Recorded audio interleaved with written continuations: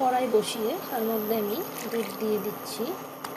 তো এটাকে আমি একটু জাল করে নেব। তো আমার সঙ্গে থাকুন, দেখতে থাকুন।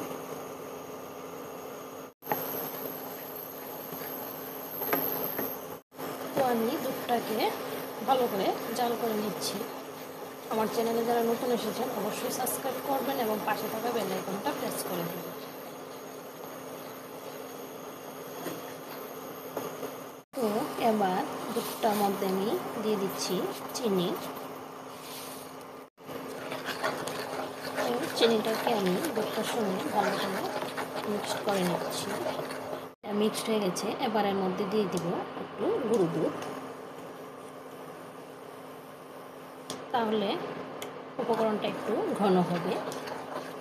তো আমি এবার গুঁড়ো দুধটা ভালো করে মিক্সড করে নিয়ে নিচ্ছি। এবার দিয়ে দিচ্ছি ঘরে তৈরি করে রাখা সেই ছানাগুলি।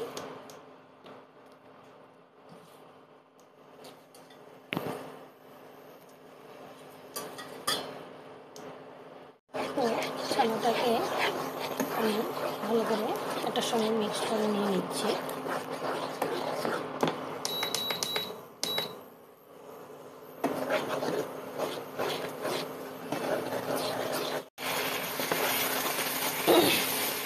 তো ছানা দিয়ে তৈরি হয়ে গেল ছানার বরফি, ছানার বরফি। কেমন লাগলো অবশ্যই আপনারা জানেন। তো এটা সম্পূর্ণ হয়ে গেছে। এবার আমি এটাকে নামিয়ে নেব।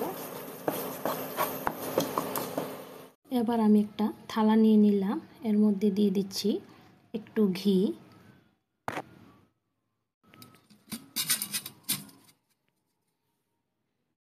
ঘিটাকে আমি হাত দিয়ে থালার মধ্যে লাগিয়ে নিচ্ছি।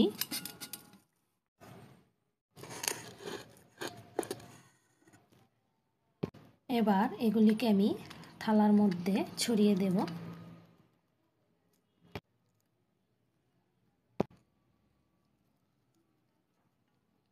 এভাবে করে থালাটার মধ্যে আমি ছড়িয়ে নিয়েছি।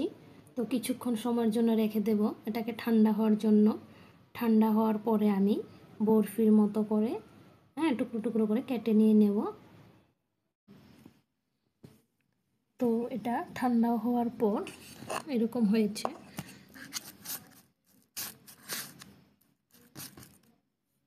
তো কেটে নেওয়ার পর ছানার বরফিগুলি এরকম হয়েছে।